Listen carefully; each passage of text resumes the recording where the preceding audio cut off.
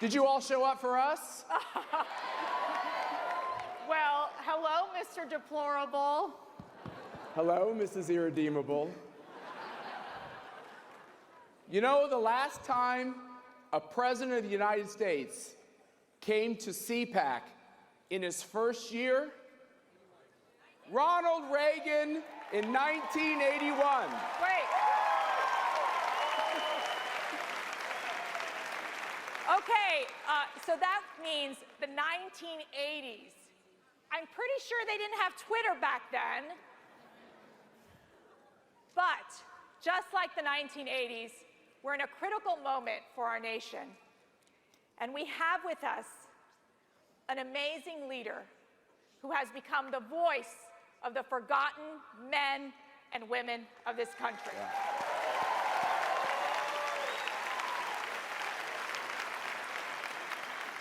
Ladies and gentlemen, you are no longer forgotten.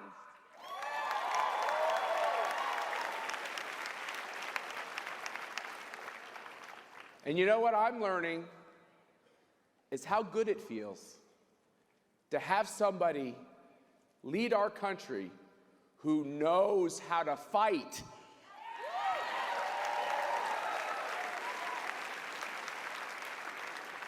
And he's fighting for you. And the other thing I've learned, especially over the course of the last couple days, is that when he fights for us, he unites us.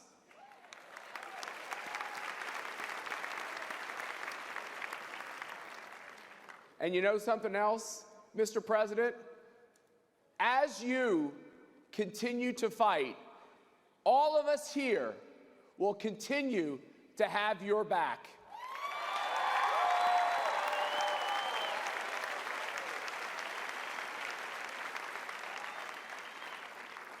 Do you know what comes next here? It is my honor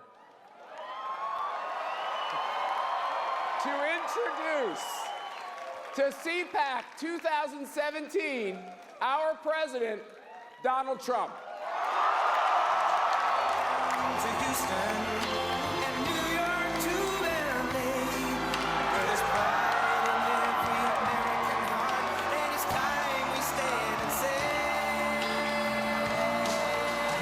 I'm proud to be an American, where at least I know I'm free, and I won't forget the men who died, who gave their life to me, and I gladly stand up next to you and defend her still today. 'Cause there ain't no doubt I love this land. God bless the USA.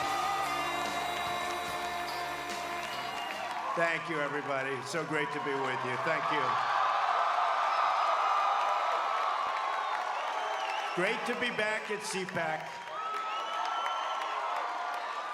It's a place I have really, I love this place. Love you people. So thank you. Thank you very much. First of all, I want to thank Matt Schlapp and his very, very incredible wife and boss, Mercedes, who have been fantastic friends and supporters, and so great when I watch them on television defending me. Nobody has a chance. So I want to thank Matt and Mercedes. And when Matt called and asked, I said, absolutely, I'll be there with you. I mean, the real reason I said it, I didn't want him to go against me, because that one you can't beat. So I said absolutely, and it really is an honor to be here. I wouldn't miss a chance to talk to my friends. These are my friends.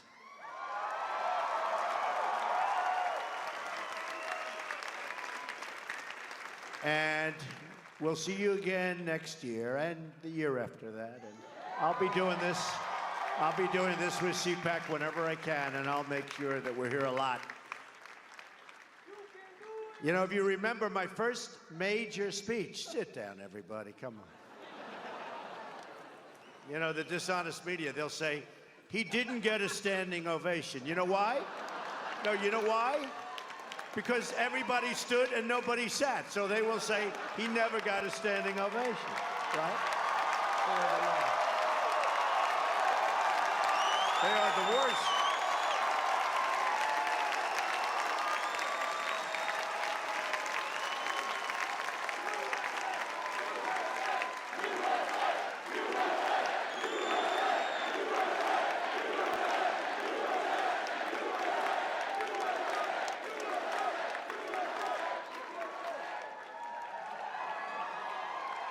So, sit down. Donald Trump did not get a standing ovation. They leave out the part, they never sat down. They leave that out. So I just want to thank. But you know, my first major speech was at CPAC, and probably 5 or 6 years ago, first major political speech, and you were there. And it was, I loved it. I loved the people. I loved the commotion. And then they did these polls where I went through the roof, and I wasn't even running, right? But it gave me an idea. And I got a little bit concerned when I saw what was happening in the country. And I said, let's go to it. So it was very exciting. I walked the stage on CPAC. I'll never forget it, really. I had very little notes and even less preparation. So when you had practically no notes and no preparation, and then you leave and everybody was thrilled, I said, I think I like this business. I would have come last year, but I was worried that I would be, at that time, too controversial. We wanted border security. We wanted very, very strong military. We wanted all of the things that we're going to get, and people considered that controversial, but you didn't consider it controversial. So I've been with CPAC for a long time. All of these years we've been together, and now you finally have a president. Finally. Took you a long time. Took you a long time.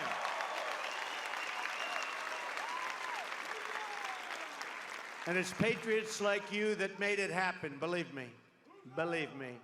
You did it because you love your country, because you want a better future for your children, and because you want to make America great again.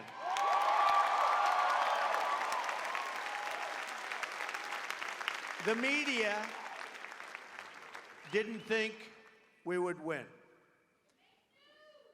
The pundits, you're right, they had an idea. The pundits didn't think we'd win. The consultants that suck up all that money, oh, they suck it up. They're so good. They're not good at politics, but they're really good at sucking up people's money. Especially my opponents, because I kept them down to a minimum. But the consultants didn't think we would win. But they all underestimated the power of the people, you. And the people proved them totally wrong. Never and this is so true, and this is what's been happening. Never underestimate the people. Never. I don't think it'll ever happen again.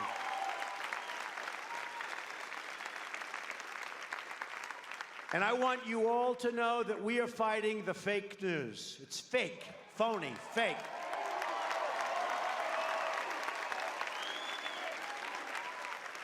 A few days ago, I called the fake news the enemy of the people, and they are.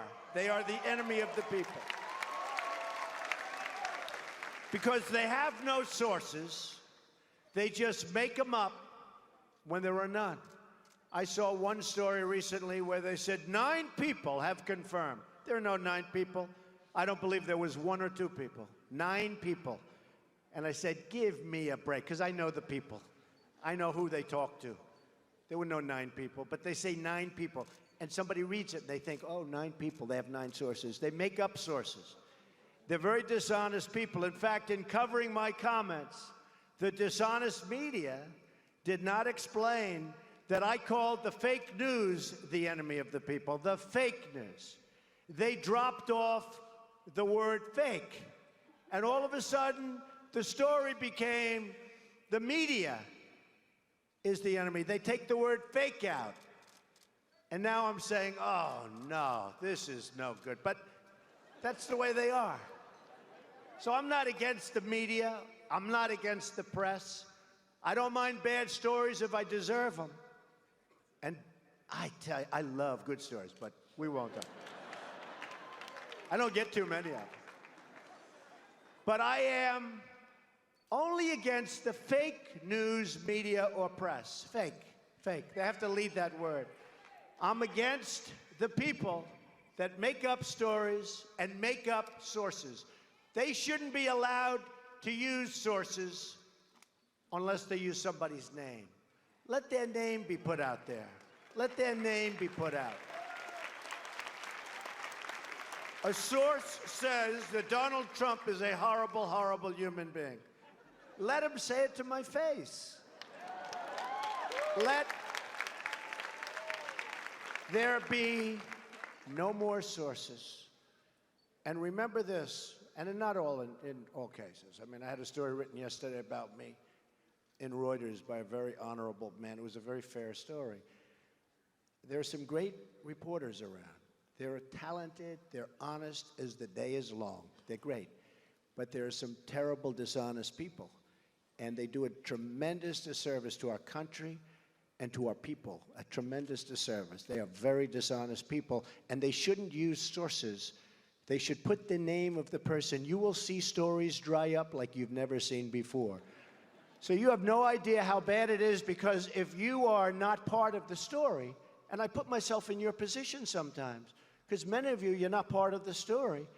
And if you're not part of the story, you know, then you sort of know. If you are part of the story, you know what they're saying is true or not. So when they make it up, and they make up something else, and you saw that before the election, polls. The polls. They come out with these polls, and everybody was so surprised. Actually, a couple of polls got it right. I must say, Los Angeles Times did a great job. Shocking, because, you know, they did a great job. And we had a couple of others that were right. But generally speaking, I mean, I can tell you the network. Somebody said, a poll came out. And I say, what network is it? And they'll say a certain, let's not even mention names, right? Shall we?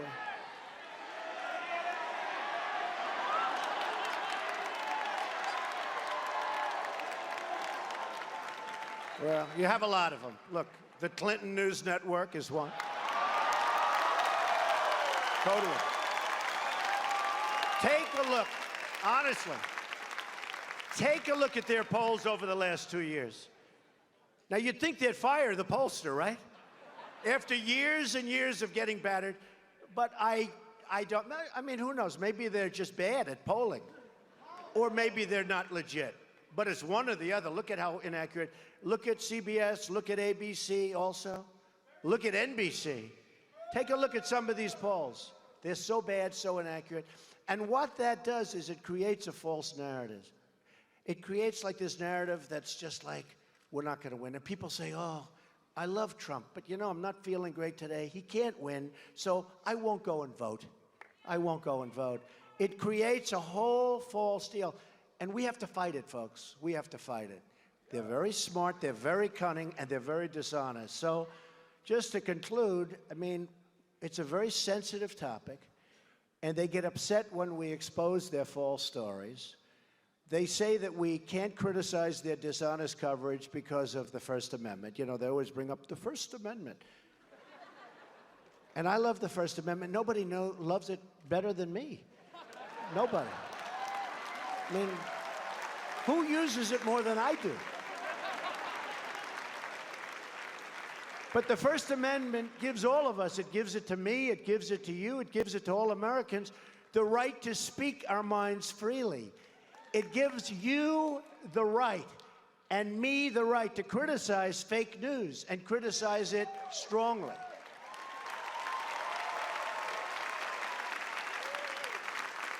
And many of these groups are part of the large media corporations that have their own agenda, and it's not your agenda, and it's not the country's agenda. It's their own agenda. They have a professional obligation as members of the press to report honestly. But as you saw throughout the entire campaign, and even now, the fake news doesn't tell the truth. Doesn't tell the truth. So just in finishing, I say it doesn't represent the people. It never will represent the people. And we're going to do something about it because we have to go out and we have to speak our minds and we have to be honest. Our victory was a win like nobody has ever seen before.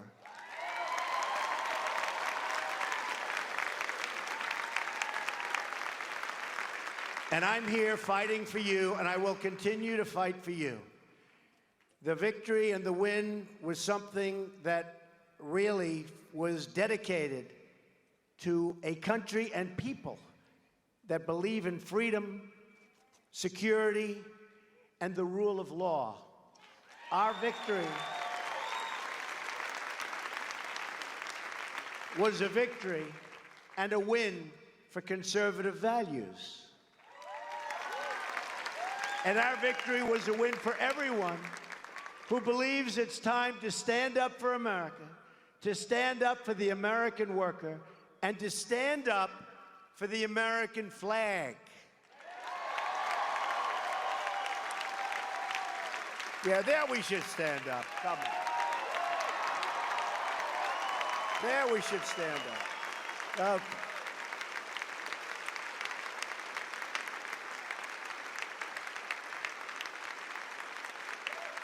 And by the way, we love our flag.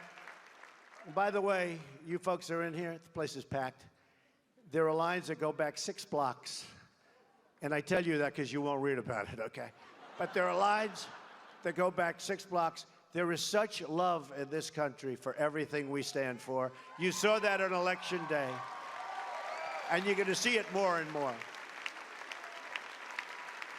So we're all part of this very historic movement, a movement the likes of which, actually, the world has never seen before.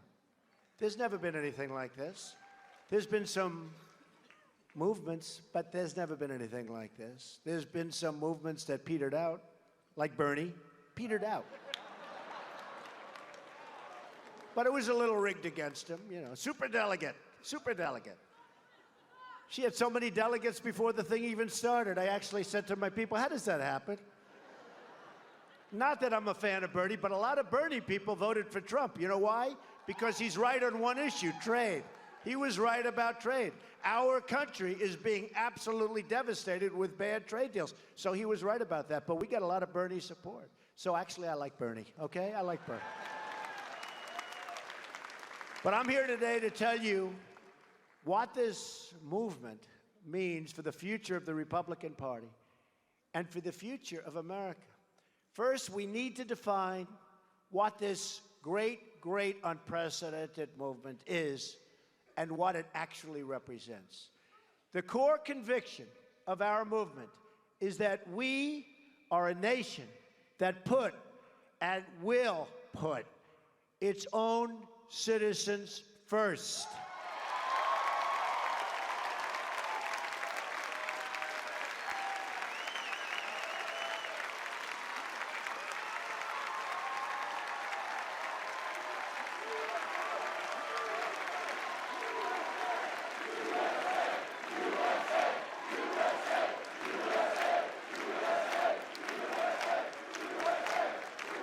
For too long, we've traded away our jobs to other countries.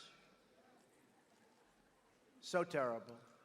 We've defended other nations' borders while leaving ours wide open. Anybody can come in. Oh, we're going to build the wall. Don't worry about it. We're building the wall. We're building the wall. In fact, it's going to start soon. Way ahead of schedule. Way ahead of schedule. Way, way, way ahead of schedule. It's going to start very soon. General Kelly, by the way, has done a fantastic job. Fantastic job he's done. And remember, we are getting the bad ones out. These are bad dudes. We're getting the bad ones out. Okay? We're getting the bad. If you watch these people, it's like, oh, gee, that's so sad. We're getting bad people out of this country. People that shouldn't be, whether it's drugs or murder or other things. We're getting bad ones out. Those are the ones they go first. And I said it from day one. Basically, all I've done is keep my promise.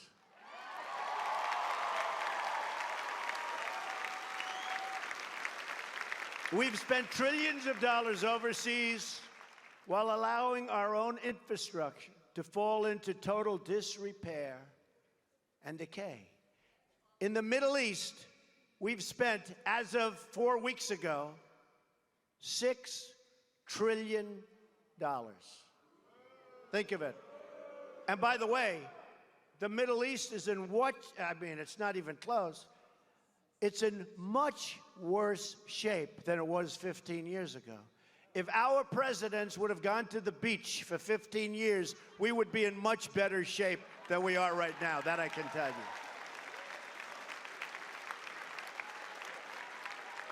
Be a hell of a lot better. We could have rebuilt our country 3 times with that money.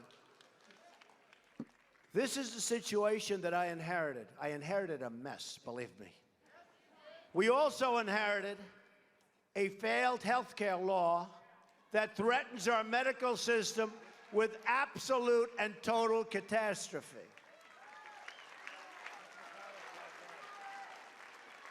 Now, I've been watching, and nobody says it, but Obamacare doesn't work, folks. I mean, I could say, I could talk. It doesn't work. And now people are starting to develop a little warm heart. But the people that you're watching, they're not you. They're largely, many of them are the side that lost. You know, they lost the election. It's like, how many elections do we have to have? They lost the election. But I always say, Obamacare doesn't work. And these same people 2 years ago and a year ago were complaining about Obamacare. And the bottom line, we're changing it. We're going to make it much better. We're going to make it less expensive. We're going to make it much better. Obamacare covers very few people. And remember, deduct from the number all of the people that had great health care that they loved that was taken away from them. Was taken away from them.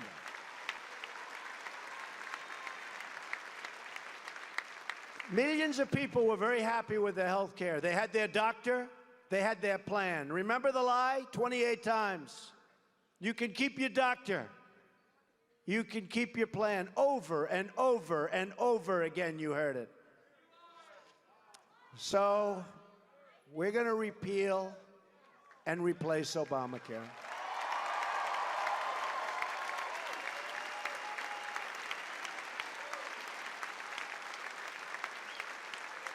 And I tell Paul Ryan and all of the folks that we're working with very hard, Dr. Tom Price, very talented guy. But I tell them, from a purely political standpoint, the single best thing we can do is nothing. Let it implode completely. It's already imploding. You see the carriers are all leaving. I mean, it's a disaster. But 2 years don't do anything.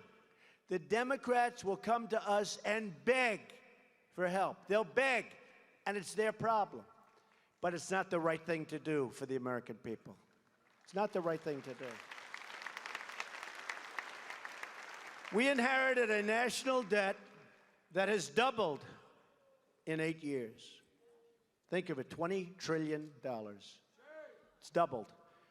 And we inherited a foreign policy marked by one disaster after another. We don't win anymore. When was the last time we won? Do we win a war? Do we win anything? Do we win anything?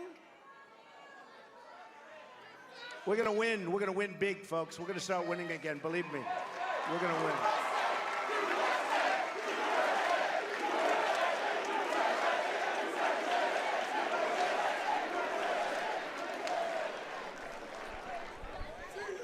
But we're taking a firm, bold, and decisive measure. We have to turn things around. The era of empty talk is over. It's over. Now is the time for action. So let me tell you about the actions that we're taking right now to deliver on our promise to the American people and on my promise to make America great again.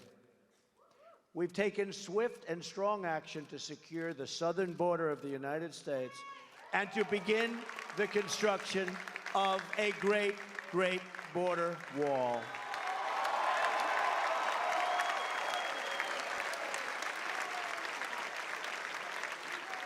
By doing this, and with the help of our great border police, with the help of ICE, with the help of General Kelly, and all of the people that are so passionate about this, our Border Patrol, I'll tell you what they do. They came and endorsed me. ICE came and endorsed me. They never endorsed a presidential candidate before. They might not even be allowed to. But they were disgusted with what they saw. And we'll stop it. We'll stop the drugs from pouring into our nation and poisoning our youth. Pouring in. Pouring in.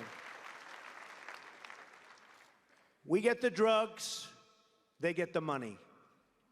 We get the problems, they get the cash. No good, no good. Gonna stop. By stopping the flow of illegal immigration, we will save countless tax dollars, and that's so important because the dollars that we're losing are beyond anything that you can imagine. And the tax dollars that can be used to rebuild struggling American communities, including our inner cities.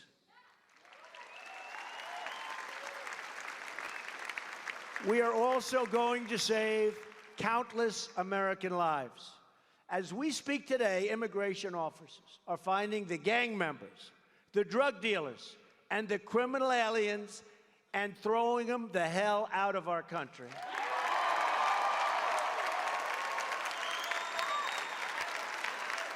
And we will not let them back in. They're not coming back in, folks. They do, they're gonna have bigger problems than they ever dreamt of.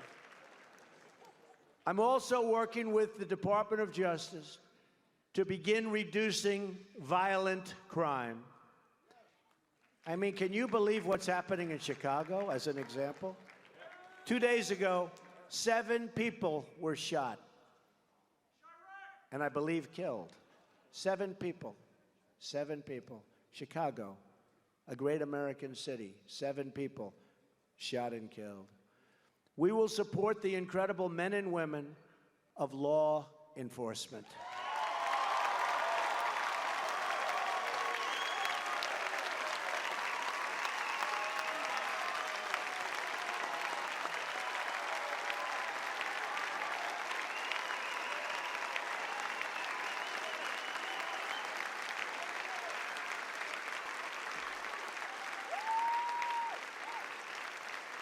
Thank you. And thank them. I've also followed through on my campaign promise and withdrawn America from the Trans-Pacific Partnership so that we can protect our economic freedom. And we're going to make trade deals, but we're going to do one-on-one, and if they misbehave, we terminate the deal, and then they'll come back and we'll make a better deal. None of these big quagmire deals that are a disaster. Just take a look, by the way, take a look at NAFTA, one of the worst deals ever made by any country having to do with economic development. It's economic undevelopment as far as our country is concerned. We're preparing to repeal and replace the disaster known as Obamacare. We're going to save Americans from this crisis and give them the access to the quality health care they need and deserve. We have authorized the construction, one day, of the Keystone and Dakota Access Pipeline. And issued a new rule. This took place while I was getting ready to sign. I said, who makes the pipes for the pipeline? Well, sir, it comes from all over the world. Isn't that wonderful? I said, nope. Comes from the United States, or we're not building it. American steel.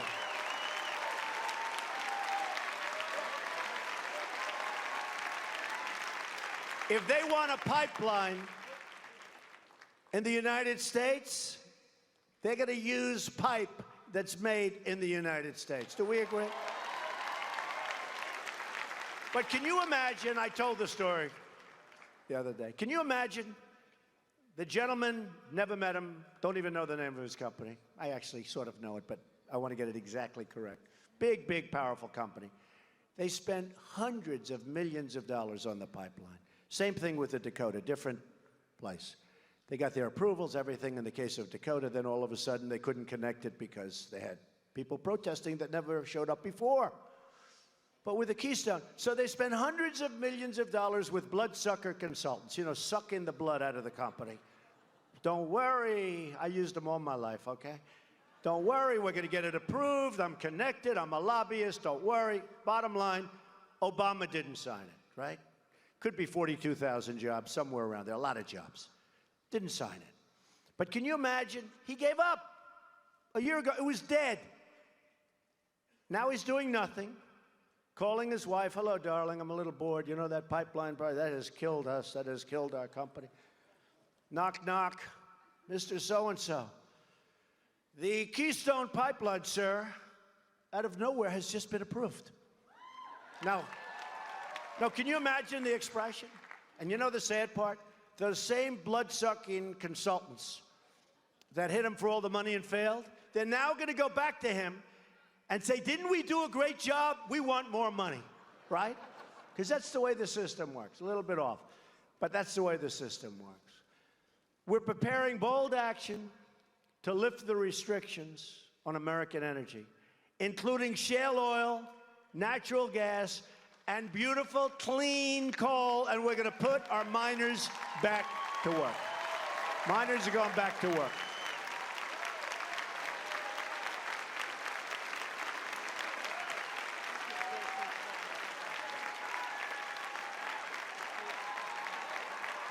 Miners are going back to work, folks. Sorry to tell you that, but they're going back to work. We have begun a historic program to reduce the regulations that are crushing our economy, crushing. And not only our economy, crushing our jobs, because companies can't hire. We're going to put the regulation industry out of work and out of business. And by the way, I want regulation. I want to protect our environment. I want regulations for safety. I want all of the regulations that we need, and I want them to be so strong and so tough. But we don't need 75% of the repetitive, horrible regulations that hurt companies, hurt jobs, make us non-competitive overseas with other companies from other countries. That we don't need. But we're going to have regulation. It's going to be really strong and really good, and we're going to protect our environment, and we're going to protect the safety of our people and our workers, okay?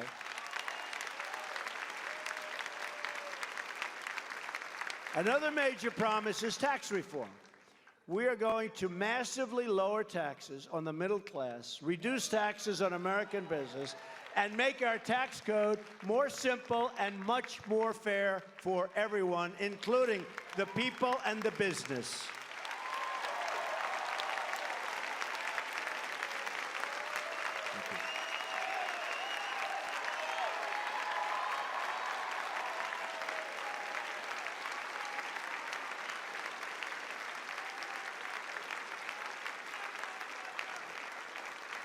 In anticipation of these and other changes, jobs are already starting to pour back into our country. You see that. In fact, I think I did more than any other pre-president.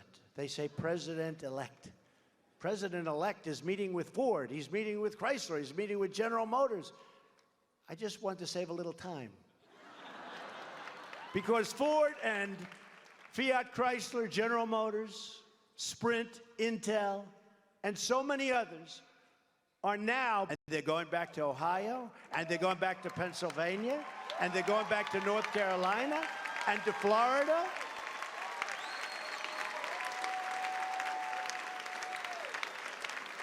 It's time for all Americans to get off of welfare and get back to work. You're going to love it.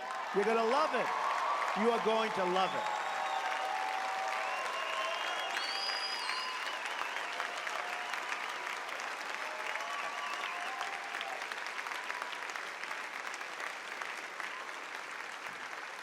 We're also putting in a massive budget request for our beloved military.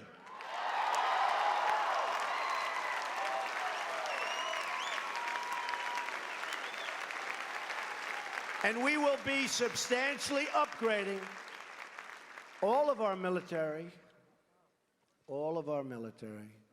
offensive, defensive, everything, bigger and better and stronger than ever before, and hopefully we'll never have to use it, but nobody's going to mess with us, folks. Nobody.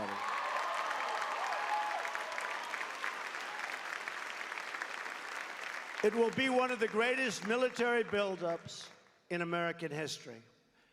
No one will dare question, as they have been, because we're very depleted, very, very depleted. Sequester. Nobody will dare question our military might again. We believe in peace through strength, and that's what we will have.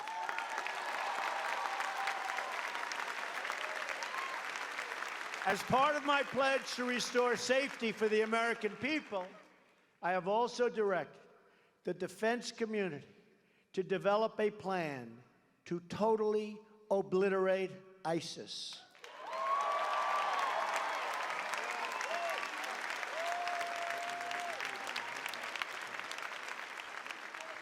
Working with our allies, we will eradicate this evil from the face of the earth.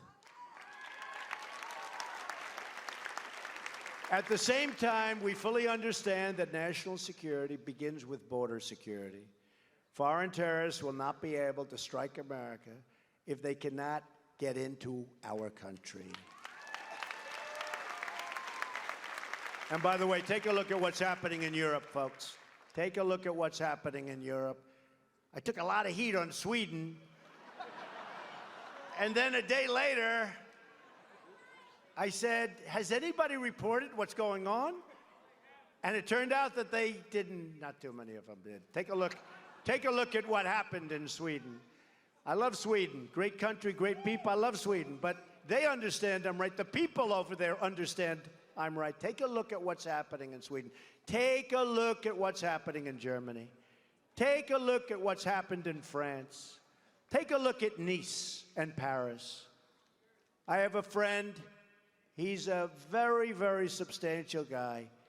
He loves the City of Lights. He loves Paris. For years, every year during the summer, he would go to Paris. It was automatic with his wife and his family. I hadn't seen him in a while. And I said, Jim, let me ask you a question. How's Paris doing? Paris? I don't go there anymore. Paris is no longer Paris. That was 4 years, 4 or 5 years has it gone there. He wouldn't miss it for anything. Now he doesn't even think in terms of going there. Take a look at what's happening to our world, folks. And we have to be smart. We have to be smart. We can't let it happen to us.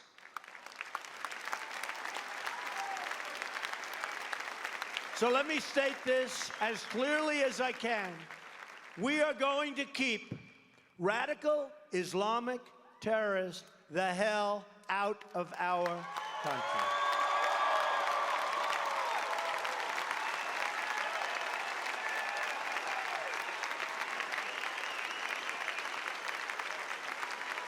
We will not be deterred from this course.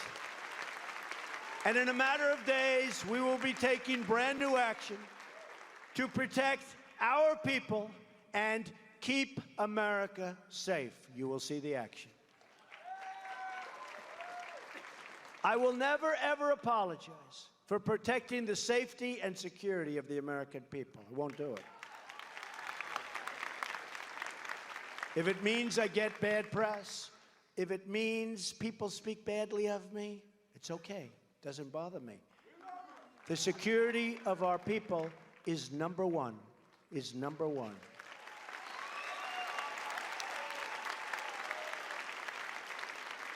Our administration is running with great efficiency, even though I still don't have my cabinet approved. Nobody mentions that. Do you know I still have people out there waiting to be approved? And everyone knows they're going to be approved. It's just a delay, delay, delay. It's really sad. It's really sad. And these are great people. These are some great people. We still don't have our cabinet. I assume we're setting records for that. That's the only thing good about it, is we're setting records. I love setting records. But I hate having a cabinet meeting and I see all these empty seats. I said, Democrats, please approve our cabinet and get smart on health care, too, if you don't mind. But we're taking meetings every day with top leaders in business, in science, and industry. Yesterday, I had 29 of the biggest business leaders in the world in my office. Caterpillar Tractor, Campbell's Soup. We had everybody. We had everybody. I like Campbell's Soup.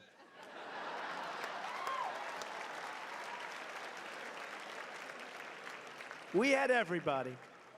And we came to a lot of very good conclusions, and a lot of those folks that are in that room are going to be building big, big, massive new plants and lots of jobs. And you know what? They're going to be building them in this country, not in some other country. We're meeting with unions, meeting with law enforcement, and we're meeting with leaders from all around the world. Where the White House doors used to be totally closed. They were closed, folks. You don't realize that. They were closed. They're now wide open. And they're open for people doing business for our country and putting people to work.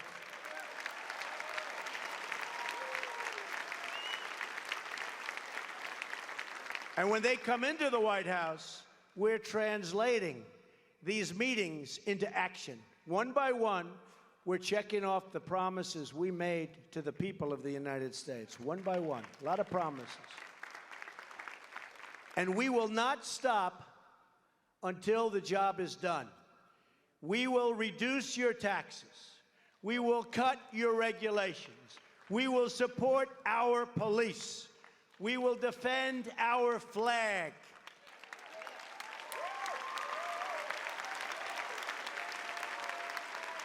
We will rebuild our military. We will take care of our great, great veterans. We're taking care of our veterans.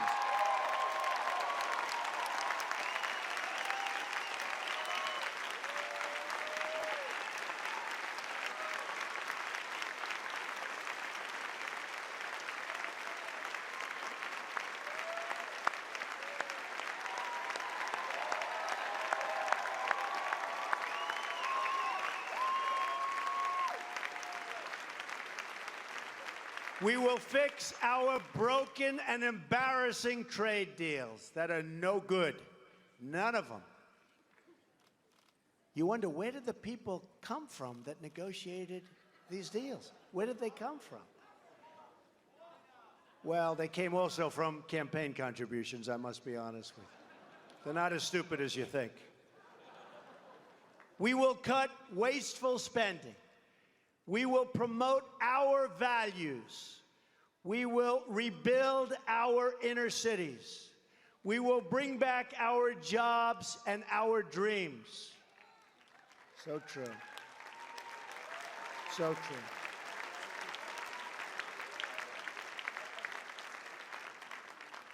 And by the way, we will protect our Second Amendment.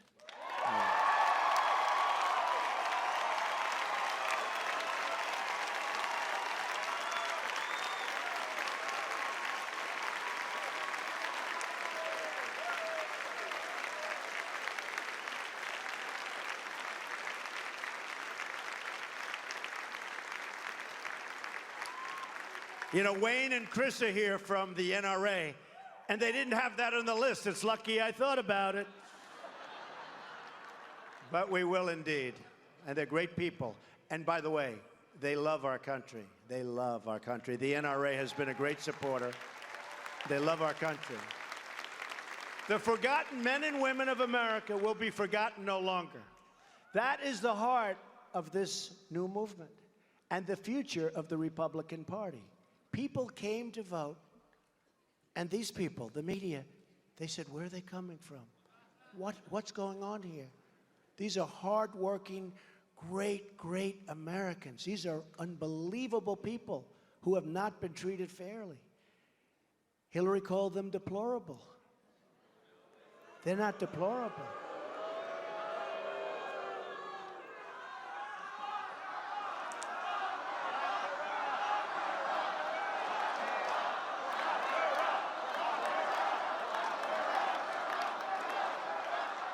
Who would have thought that a word was going to play so badly?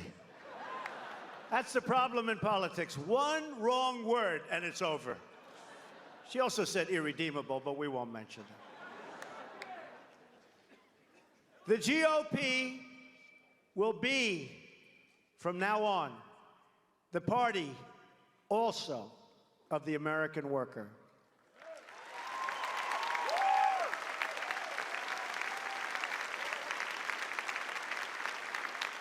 You know, we haven't been, as a group, given credit for this. But if you look at how much bigger our party has gotten during this cycle, during the early days when we had 17 people running the primaries, millions and millions of people were joining. Now, I won't say it was because of me, but it was, okay? And we have an amazing, strong, powerful party that truly does want to see America be great again, and it will see it, and it's going to see it a lot sooner than you think, believe me, a lot sooner than you think.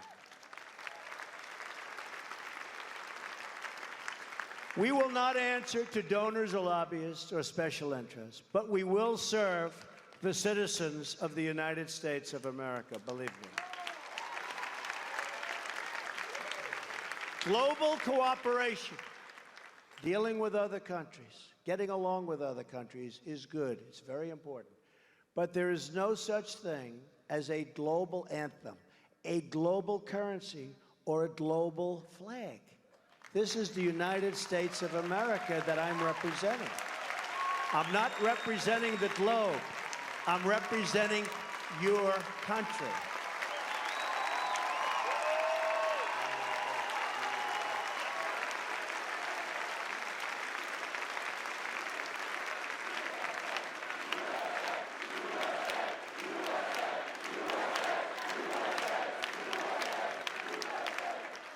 There is one allegiance that unites us all, and that is to America.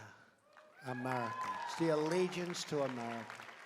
No matter our background or income or geography, we're all citizens of this blessed land.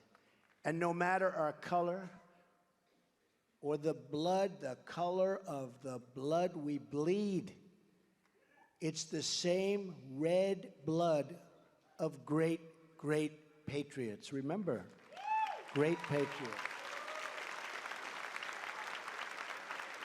We all salute with pride the same American flag, and we all are equal, totally equal, in the eyes of Almighty God. We're equal.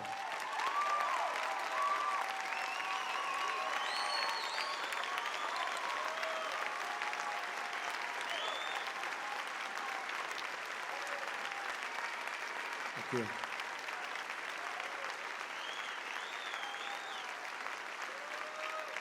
And I want to thank, by the way, the evangelical community, the Christian community, communities of faith, rabbis and priests and pastors, ministers, because the support for me was a record, as you know, not only in terms of numbers of people, but percentages of those numbers that voted for Trump. So I want to thank you folks. That was amazing, an amazing outpouring. And I will not disappoint you. As long as we have faith in each other, and trust in God, then there is no goal at all beyond our reach. There is no dream too large, no task too great. We are Americans, and the future belongs to us. The future belongs to all of you. And America is coming about, and it's coming back, and it's roaring, and you can hear it. It's going to be bigger and better. It is going to be. It is going to be. Remember. And it's roaring. It's going to be bigger and better and stronger than ever before.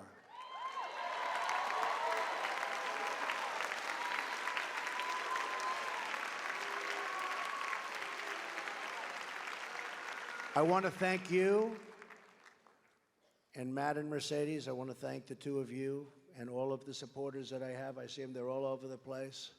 You are really great people. I want to thank you.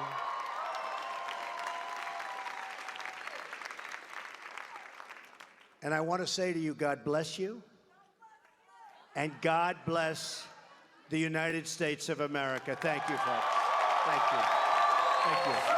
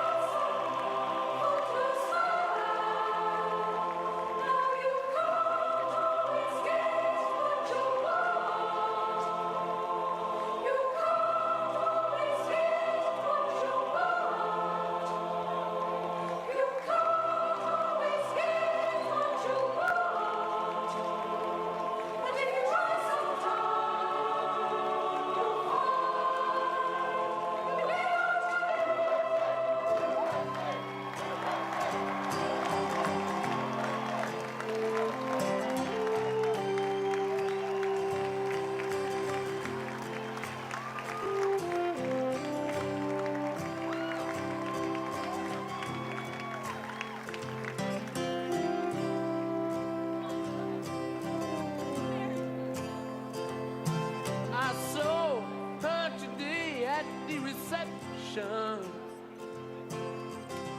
a glass of wine in her hand. I knew she was gonna meet her connection. At her feet was a footloose man. You can't always get what you want. You can't always get what you want. You can't always get what you want. But if you try sometimes, well, you might